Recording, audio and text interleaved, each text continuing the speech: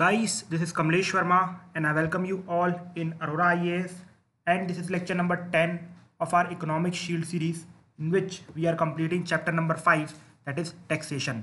ठीक है, हमारे अप्रॉक्सीमेटली 1 से 2 लेक्चर बचे हैं जिसमें से ये एक लेक्चर है, that is lecture number 10th.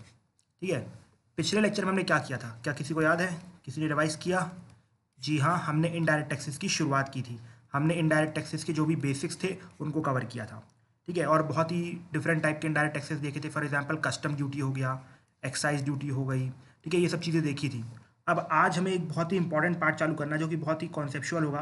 तो आज अपना बिल्कुल दिमाग लगा के रखें, कहीं से हिलने की ज़रूरत नहीं है. अगर इस वीडियो को आप अपने फ्री टाइम पे देख रहे हैं तो मत देखिए, अपने बेस्ट टाइम में देखिएगा, बिकॉज इसको आपको काफ़ी हेल्प मिलने वाली है. ठीक है, बिकॉज हम समझेंगे कि किस तरीके से इवोल्यूशन होता है जीएसटी का. ठीक है, किस तरीके से जीएसटी आता है और क्यों, क्या ज़रूरत पड़ती है, क्या था वैल्यू एडेड टैक्स, क्या था स्टेट सेल्स टैक्स. तो ये सब चीज़ें हम पढ़ने वाले हैं. तो बहुत ही इंपॉर्टेंट लेक्चर होगा, बहुत ही कॉन्सेप्चुअल लेक्चर होगा, इसलिए ध्यान से समझना. थोड़ी बहुत मैथमेटिक्स भी लगने वाली है आज के लेक्चर में. ठीक है, चलिए शुरू करते हैं.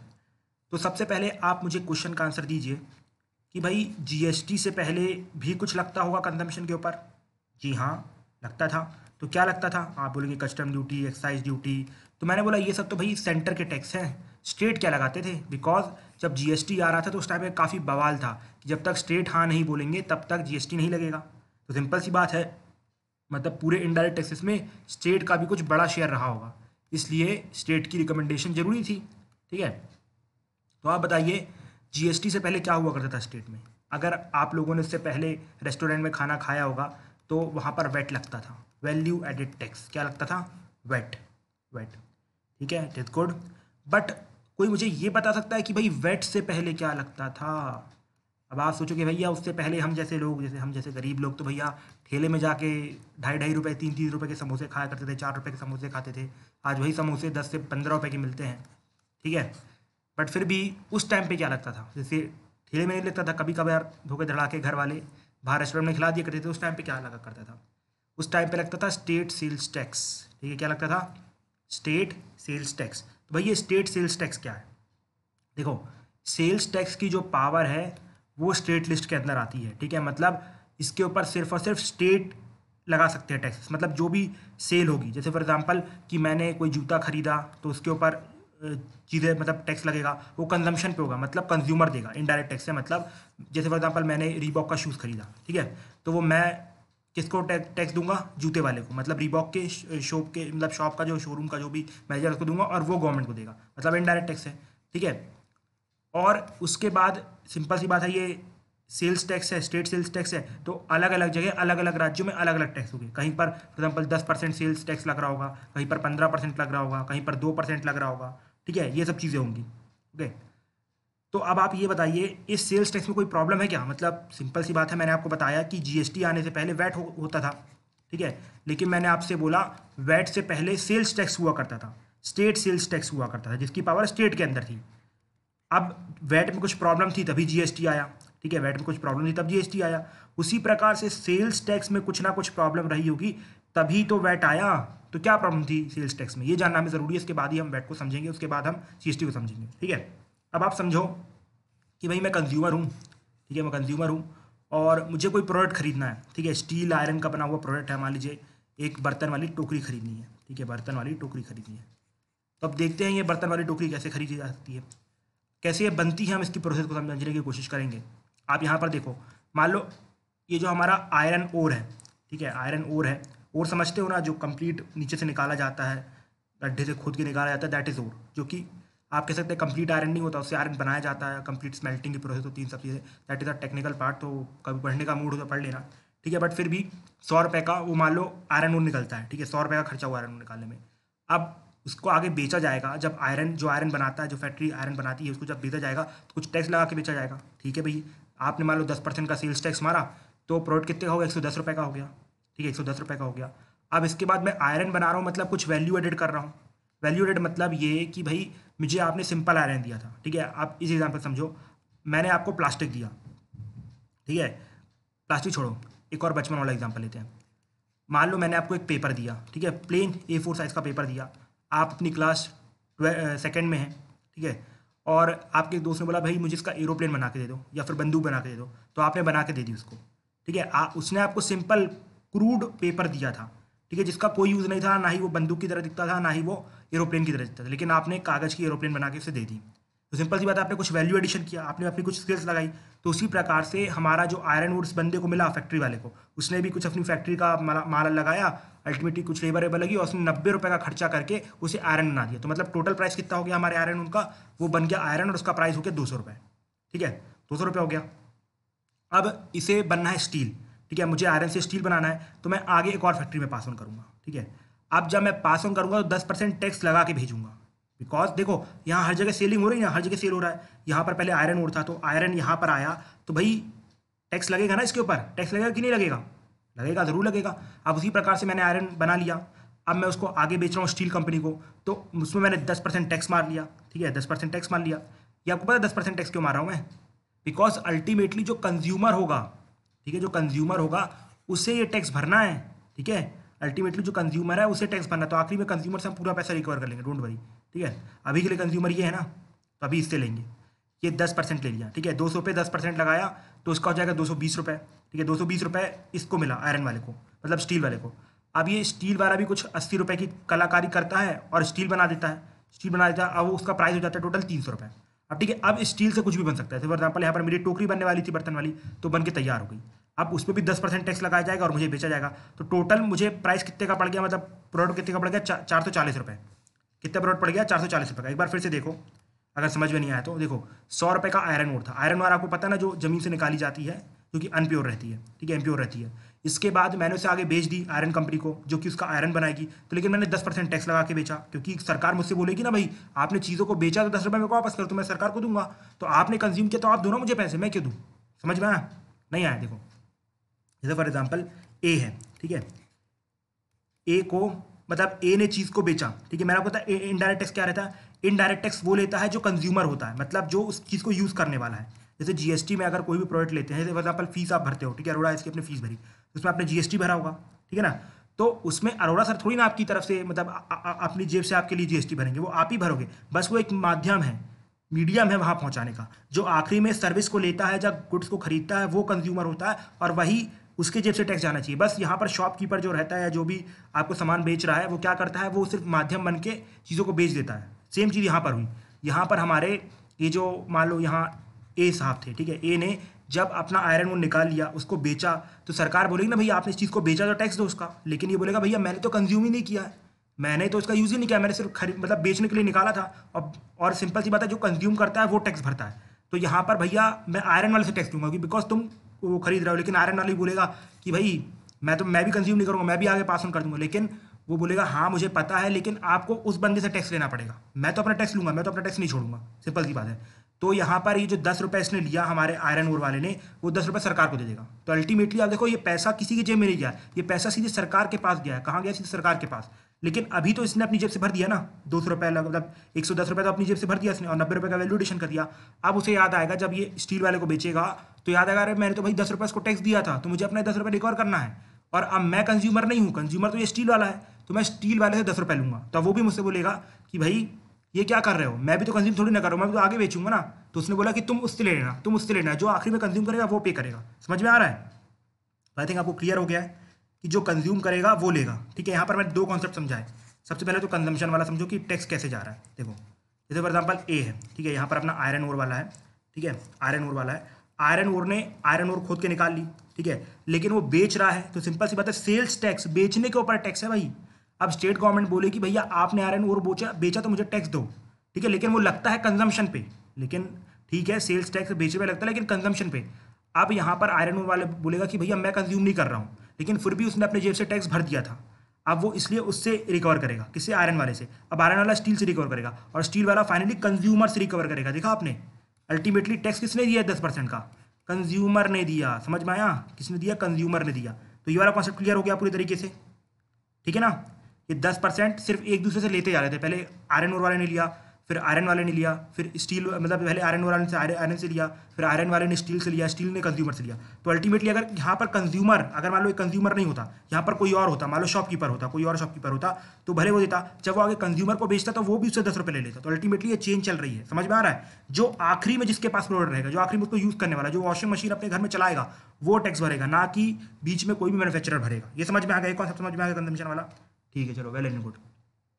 अब आगे चलो, ठीक है, एक कॉन्सेप्ट। दूसरा मैंने ये बताया कि टैक्स किस तरीके से लग रहा था। यहाँ पर 100 रुपये का आयरन ओर निकला, ठीक है, इसने 10% टैक्स लिया, तो 110 रुपये चीज़ हो गई। अब इसने 90 रुपये का वैल्यू एडिशन किया। वैल्यू एडिशन मैंने आपको बताया कि आपने क्रूड पेपर से एरोप्लेन या फिर बंदूक बना के दी थी, तो 200 रुपये बन गए, ठीक है। अब 200 पे 10% का टैक्स ये भी लेगा भैया, क्योंकि इसने भरा आगे, तो उसको वापस चाहिए, तो 220 रुपये का प्राइस हो गया, 80 रुपये की वैल्यू एडिशन हुई, तो ये स्टील वाले ने कर दिया। वैसे करते करते अल्टीमेटली 400 रुपये का प्रोडक्ट बचा और 400 पे 10% का टैक्स लगा के कंज्यूमर ने ले लिया। तो अल्टीमेटली टैक्स किसने पे किया? 10 रुपये का, 10% का, ये परसेंट है, ठीक है, यहाँ पर परसेंट नीचे लिखा है लेकिन ये परसेंट है, तो 10% का टैक्स किसने भरा? कंज्यूमर ने। और किस तरीके से वैल्यू एडिशन मतलब पूरे प्रोडक्ट पे टैक्स लग रहा था वो आपने देख लिया।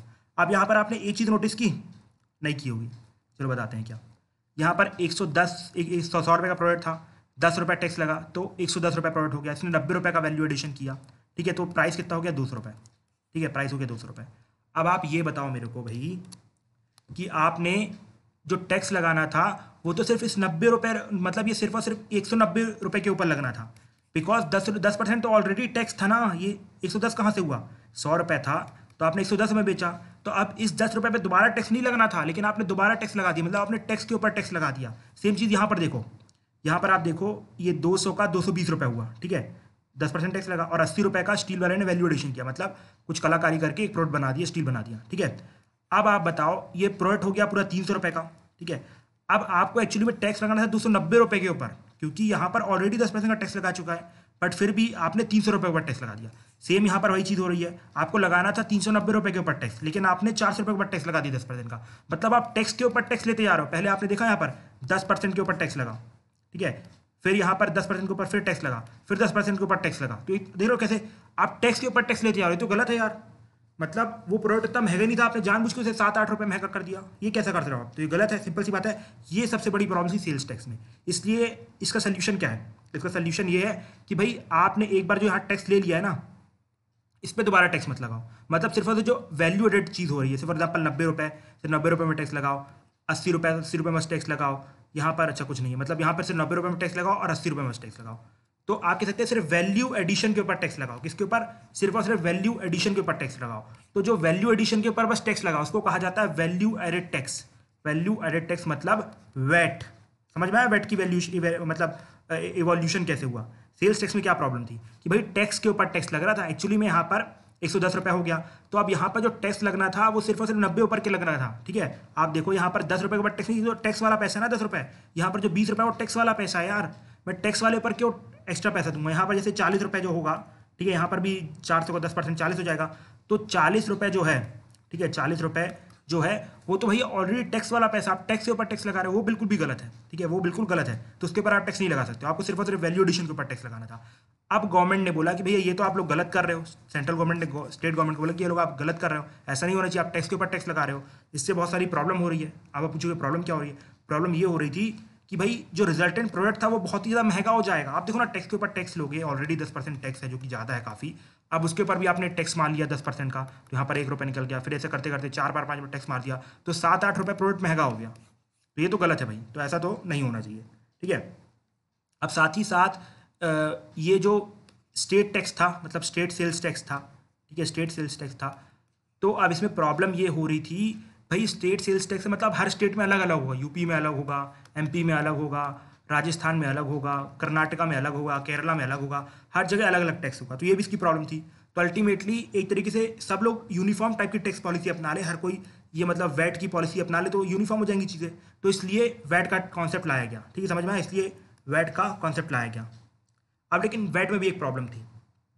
देखो वैट में प्रॉब्लम ये थी, मैंने क्या बताया आपको कि ये कंजम्पशन के ऊपर लगता है, ठीक है, ये किसके ऊपर लगता है? कंजम्पशन के ऊपर लगता है। किसके ऊपर लगता है? कंजम्पशन के ऊपर, मतलब जो आखिरी में कंज्यूम करेगा उसके ऊपर टैक्स लगेगा।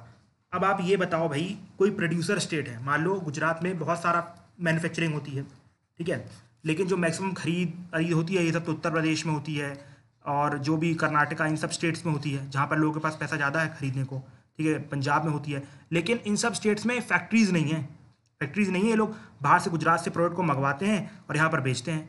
अब देखो प्रोडक्ट कहाँ बिक रहा है, उत्तर प्रदेश में बिक रहा है, या फिर पंजाब में बिक रहा है, या फिर दिल्ली में बिक रहा है, या फिर कर्नाटका में बिक रहा है। तो यहाँ पर इन लोग को क्या मिलता है, इन लोग को यहाँ की राज्यों को टैक्स मिल जाता है, यहाँ पर इनकी राज्यों को टैक्स मिल जाता है। लेकिन व्हाट अबाउट गुजरात, जिसने प्रोडक्शन किया उसको कोई फायदा हुआ क्या?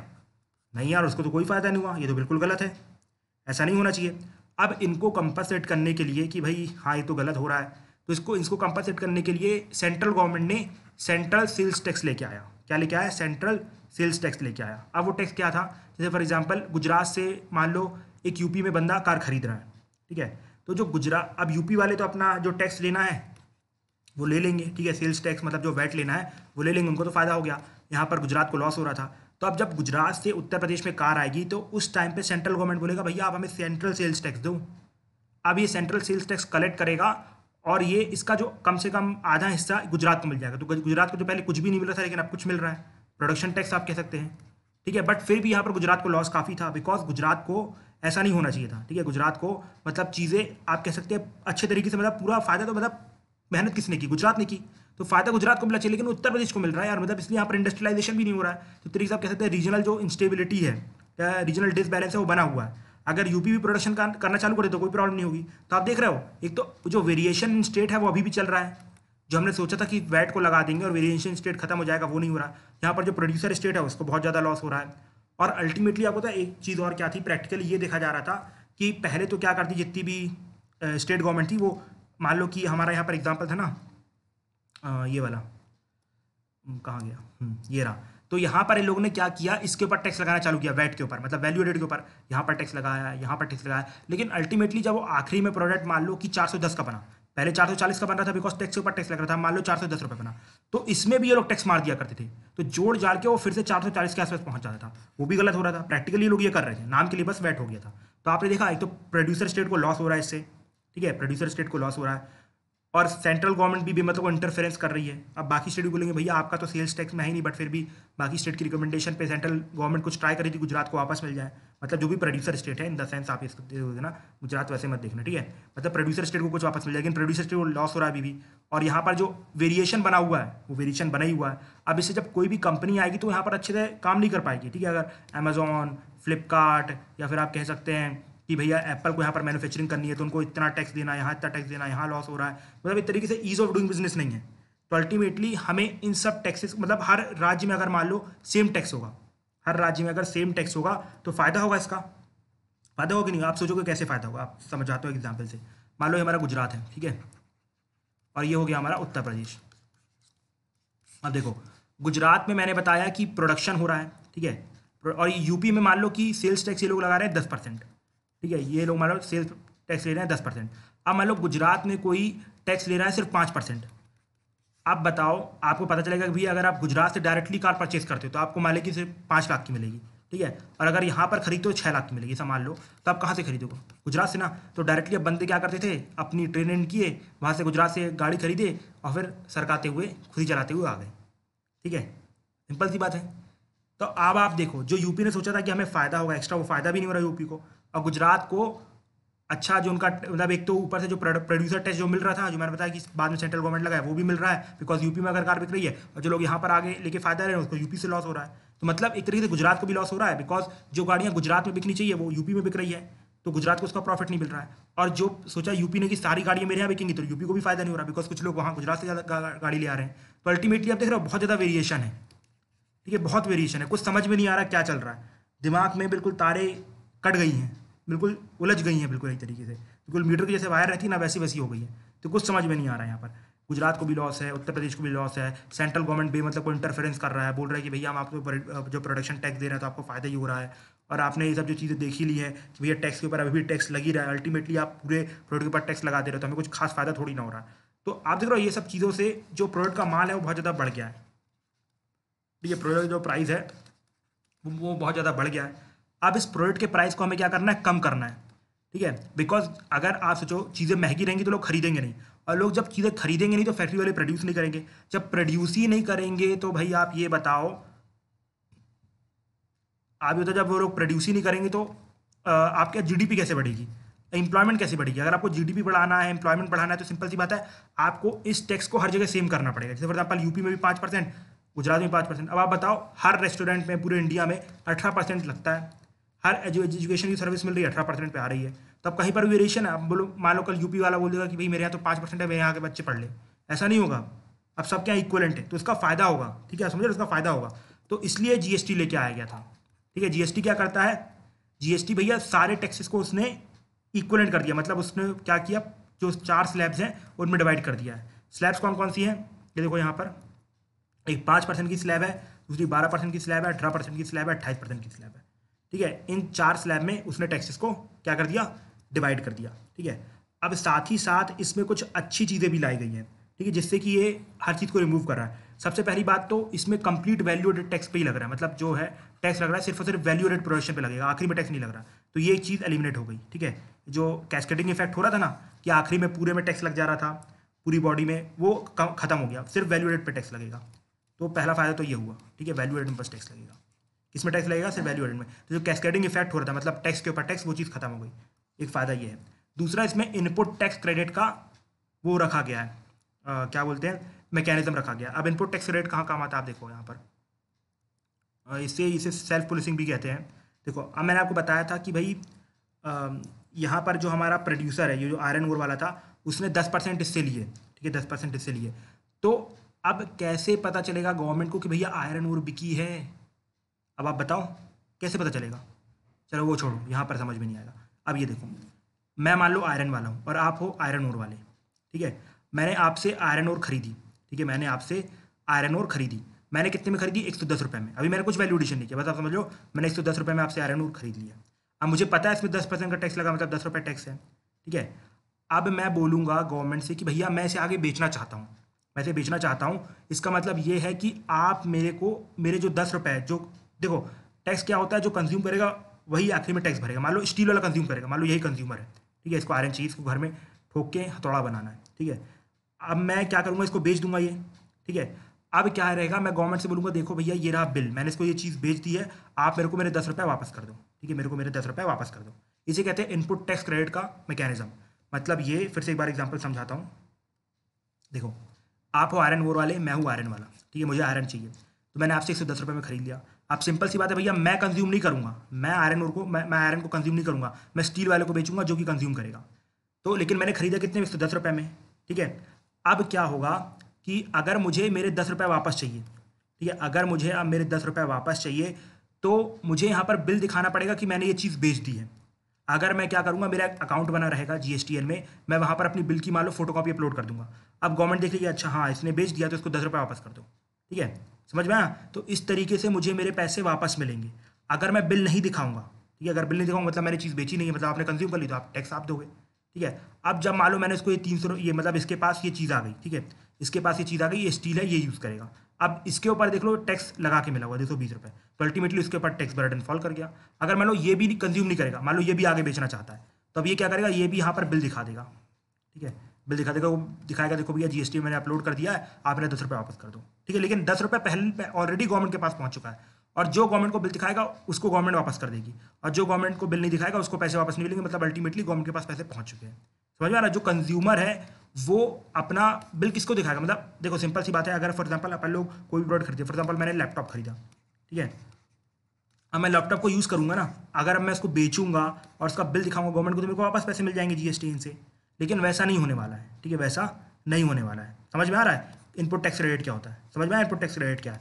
इनपुट टैक्स रेट कुछ नहीं है कि भैया अगर आपको, आपने जो टैक्स भरा, जैसे फॉर एग्जांपल आयरन वाले यहाँ पर टैक्स भरा, मैं आयरन वाला था, मैंने टैक्स भरा, लेकिन मैं गवर्नमेंट से बोल रहा हूँ कि भैया मुझे कंज्यूम ही नहीं करना है, जो आपने मुझे 10 रुपये टैक्स एक्स्ट्रा लिए वो मुझे वापस कर दो। वो कैसे वापस करेगी? जब आप मुझे बिल दिखाओगे गवर्नमेंट को, जब आप बिल दिखाओगे तो गवर्नमेंट आपको 10 रुपये वापस कर देगी, हाँ भैया आपने कंज्यूम नहीं किया। समझ में आ रहा है? तो आप इससे, जो पहले लोग बिल चुरा लिया करते थे ना कि बिल नहीं दिखा रहे, अब चीज़ें छुपा ली हैं, फिर भी टैक्स अपनी जेब में डाल रहे हैं, तो वो सब चीज़ें नहीं होंगी। अब भले आपको कोई बिल दे ना दे, ये तो भैया अपना बिल बनाएगा तभी उसको इनपुट टैक्स क्रेडिट में पैसे वापस मिलेंगे। समझ में आया? तो इसको बोलते हैं इनपुट टैक्स क्रेडिट का। तो क्या फीचर्स अपन ने देखे? सबसे पहले तो कैस्केडिंग इफेक्ट हट गया, मतलब जो वैल्यू एडेड प्रोडक्ट के ऊपर टैक्स लग रहा है, तो जो टैक्स के ऊपर टैक्स लगता था वो प्रॉब्लम सॉल्व हो गई, इनपुट टैक्स रेट वाला चीज़ सैंपल हो गई, ठीक है। इसके बाद हमने क्या किया, उसको सिंप्लीफाई कर दिया, मतलब पहले बहुत सारे टैक्स रहते थे, जैसे फॉर एग्जांपल आप कहते थे सेल्स टैक्स, फिर ये सेंट्रल का वो वाला टैक्स, सेंट्रल स्टेट का ये वाला टैक्स, मतलब बहुत सारे टैक्सेस है, उसको हमने सिंप्लीफाई कर दिया। सिर्फ और सिर्फ हमने उसको 4 स्लैब में डाल दिया, ठीक है। और हमारा अल्टीमेट टारगेट ये है कि उसे हम 1 स्लैब में बना देंगे, लेकिन सिर्फ अल्टीमेट टारगेट रहेगा, कभी ऐसा होगा नहीं इंडिया में, ठीक है। तो I think you are clear with this. तो जीएसटी के हम आखिरी में डेफिनेशन क्या बोल सकते हैं? जीएसटी भैया एक ऐसा टैक्स है जिसने सेंटर और स्टेट गवर्नमेंट के जो भी टैक्सेस थे गुड्स एंड सर्विसेज के ऊपर, उसको सब्ज्यूम कर दिया, और ये टैक्स उसके ऊपर लगता है जो कंज्यूम करता है, ठीक है, जो कंज्यूम करता है। समझ में? ये हो गई डेफिनेशन ऑफ जीएसटी। अब थोड़ा सा फैक्टली चीज़ें देख लेते हैं। देखो, फ्रांस पहली कंट्री थी जिसने जीएसटी को इम्प्लीमेंट किया, ठीक है, और अप्रॉक्सीमेटली अभी तक 150 कंट्री ने जीएसटी को इम्प्लीमेंट कर लिया है। जीएसटी की पहली बार बात हुई थी तब जब विजय केलकर टास्क फोर्स, ये 2004-5 के आसपास बनी थी, और उस टाइम पे उसने बोला था कि भाई जीएसटी से कुछ मैकेनिज्म होना चाहिए, ठीक है। तो उस टाइम पे गवर्नमेंट ने 2009 से 10 के आसपास कुछ काम हम करना चालू किया था, बट कुछ भी बिल भी नहीं बन पाया था, ठीक है, तो जीएसटी नहीं आया था। लेकिन इसके बाद हमारे मोदी सरकार आती है, वो काफ़ी आप कह सकते हैं तत्परता पे थी कि भैया हमें तो जीएसटी लेके आना है। तो इन्होंने अल्टीमेटली क्या किया, एक कॉन्स्टिट्यूशनल अमेंडमेंट बिल पास किया, मतलब कॉन्स्टिट्यूशनल अमेंडमेंट बिल आया जो कि 102nd कॉन्स्टिट्यूशनल अमेंडमेंट बिल था, और जब एक्ट बना तो 101वां एक्ट था, ठीक है, 101st एक्ट था, मतलब बिल 102nd था और अमेंडमेंट एक्ट 101st था। अब देखो भैया, ये बिल और अमेंडमेंट कैसे डिफरेंट है, ये सब पॉलिटी का पार्ट है, मैं इसको यहाँ पर नहीं बताने बैठूंगा, ठीक है, तो आप पॉलिटी में देख लेना। और इससे मैंने आपको बताया ease of doing business promote होगा, और साथ ही साथ to get a chain mechanism, मतलब आपने देखा ना, अब कोई भी चोरी हो ही नहीं सकती पूरी सिस्टम में। अगर जो भी प्रोड्यूसर है, जैसे फॉर एग्जाम्पल मैं शॉपकीपर हूँ, ठीक है, पहले क्या होता था, आप प्रैक्टिकली समझना जो मैं बताना चाहता हूँ। जैसे मान लो पहले मैंने कोई प्रोडक्ट खरीदा, ठीक है, अब मैं बिल नहीं बता रहा हूँ, और मैंने अपने पास जो टैक्स का पैसा वो रख लिया, ठीक है, लेकिन अब ये वाले जीएसटी सिस्टम में टैक्स पहले ही पे कर दिया जाता है, टैक्स पहले ही शुरू में पे कर दिया गया है। अगर आपको अपना टैक्स वापस चाहिए, ठीक है, अगर आपको अपना टैक्स वापस चाहिए तो आपको इनपुट टैक्स रेट दिखाना पड़ेगा। फिर से एग्जाम्पल समझो, जैसे फॉर एग्जाम्पल मैंने 50 रुपये का हल्दीराम का पैकेट खरीदा नमकीन का, ठीक है। अब पहले क्या हुआ करता था, जब जीएसटी नहीं आया था, तो उस टाइम पे जब आखिरी में जो कंज्यूमर टैक्स दे देगा, उसके बाद शॉपकीपर गवर्नमेंट को टैक्स देगा, ठीक है। जब अब मान लो मैं शॉपकीपर हूँ, ठीक है, ये रहा शॉपकीपर, ठीक है, और ये हो आप, ये हो आप, ठीक है, आप मेरे पास आए, बोला कि भैया मुझे हल्दीराम का 50 रुपये का पैकेट दे दो, तो मैंने आपको दे दिया, ओके, वेल एंड गुड। अब पहले सिस्टम ये था कि भैया जब मैं अपना सामान बेच दूंगा, जब मैं अपना सामान बेच दूंगा और मुझे जो टैक्स मिल जाएगा 50 रुपये, तब मैं गवर्नमेंट को टैक्स वापस करूंगा। लेकिन अब ऐसा नहीं है, अब ये है कि जब मैं खरीद के ला रहा हूँ हल्दीराम का 50 रुपये का पैकेट, तभी मैंने टैक्स भर दिया, मतलब अब तो भाई मेरे पैसे गवर्नमेंट के पास चले गए हैं, और मैं तो कंज्यूम कर नहीं रहा हूँ। कंज्यूम कौन कर रहा है? आप कंज्यूम कर रहे हो। कंज्यूम कौन कर रहा है? आप कंज्यूम कर रहे हो। तो मैं अब यहाँ पर बिल दिखाऊंगा, देखो भैया मैंने इसे बेच दिया, मेरा जो आपने 10 रुपये लिया था वापस कर दो। पहले ऐसा नहीं हो रहा था, पहले 10 रुपये गवर्नमेंट पहले नहीं लेती थी, अब पहले लेने लगी है, जिसकी वजह से मुझे बिल दिखाना पड़ता है कि देखो भैया मैंने बेच दिया, मेरे 10 रुपये वापस कर दो, मैं गरीब इंसान हूँ, मैं डूब जाऊँगा। समझ में आया? इसे कहते हैं इनपुट टैक्स रेट मैकेनिज्म और चेन मैकेनिज्म जो पूरा तैयार हुआ, ठीक है, समझ में आया? Ease of doing business promote होगा इससे, ठीक है, बिकॉज हर जगह टैक्सेस सेम हो गए। अब पहले उत्तर प्रदेश में आपने देखा था कि उत्तर प्रदेश में भाई टैक्स मान लो 10% लग रहा है, गुजरात में लग रहा है 5%, तो मैं जाके गाड़ी वहाँ पर खरीद लेता था। और ऊपर से जब गाड़ी यहाँ पर बिक रही है 10% में, तो उत्तर प्रदेश को ज़्यादा फायदा हो रहा है और गुजरात को थोड़ा सा लॉस हो रहा है। तो सैन वेट लाया गया तो उससे कुछ खास फायदा हुआ नहीं, बिकॉज सेंट्रल गवर्नमेंट भी उसे अपनी कमीशन मार रही थी। तो इस तरीके से बहुत ही बेकार तरीका सिस्टम चल रहा था, लेकिन अब पूरा सिग्निफिकेंट, पूरा तरीके से फिक्स सिस्टम हो गया कि भाई इस तरीके से आपको टैक्स वापस मिलेगा, और 4 टैक्सेस होंगे, 4 टैक्सेस के अंदर ही सबको टैक्स लगाना है। अब जो भी डालना है टैक्स, या तो 5% डाल दो, या फिर 18 में डाल दो, 25 में, 28 में डाल दो, जितने में डालना डाल दो, 5, 12, 18, 25 जितने में डालना डाल दो, ठीक है, वो आपके ऊपर है। तो आपने देखा सिस्टम कितना स्मूथ हो गया है कि भैया अगर आपको आपका टैक्स वापस चाहिए तो मेरे को भैया बिल दिखा दो। तब यहाँ पर सेंट्रल गवर्नमेंट को अपने कुछ भी बंदे लगाने की जरूरत भी नहीं है, पहली चीज़ तो ये। और आपने देखा पूरे जगह लगभग स्टेट, मतलब हर जगह टैक्स जो है इक्वलेंट हो गए, बस कुछ टैक्सेस बचे हैं, बट फिर भी हर जगह टैक्स इक्वल हो गया। तो ease of doing business promote होगा, बिकॉज एक ही टैक्स है, ठीक है। और एक तरीके से अब जितनी चोरी हुई थी वो भी बंद हो गई है। अब हमारे पास बचता है जीएसटीएन पोर्टल, ठीक है, जीएसटीएन पोर्टल, और एक चीज़ और बचती है, ठीक है, ये फीचर्स थोड़े से और बचते हैं, और उसके बाद अल्टीमेटली जो भी इशू थे स्टेट्स के उस पर हम डिस्कशन करेंगे। तो आज तो काफ़ी टाइम हो गया, आई थिंक 30+ मिनट्स हो गए होंगे, लेकिन चीज़ें समझ में आई कि नहीं आई भी बताना। अगर समझ में नहीं आए ना, मैं दोबारा एक्सप्लेन कर दूंगा, बिकॉज मैं चाहता हूँ चीज़ आपको समझ में आए। अगर समझ में नहीं आएगी ना तो मुझे बड़ा दुख होगा, बिकॉज मैंने बड़ी मेहनत की समझाने में, बहुत एग्जाम्पल लिए, रियल लाइफ एग्जाम्पल लिए, मैं खुद कई बार अटका। Actually I have ulcer in my mouth, इसलिए थोड़ी सी आज टंग है स्लिप कर रही थी, अभी भी थोड़ी बहुत स्लिप कर रही है, बट फिर भी मैंने अपना काफ़ी बेस्ट दिया है समझाने के लिए। अगर आपको समझ में आप, मैं दोबारा से पर लेक्चर लूँगा, I don't have any problem. मैं फिर से इस लेक्चर को रिकॉर्ड करूँगा जब दैट मीन्स जब अल्सर खत्म हो जाएंगे, ठीक है। तो आप थोड़ा सा एडजस्ट करिए मेरे साथ, चीज़ें खत्म होंगी धीरे धीरे। Thank you and have a nice day friends.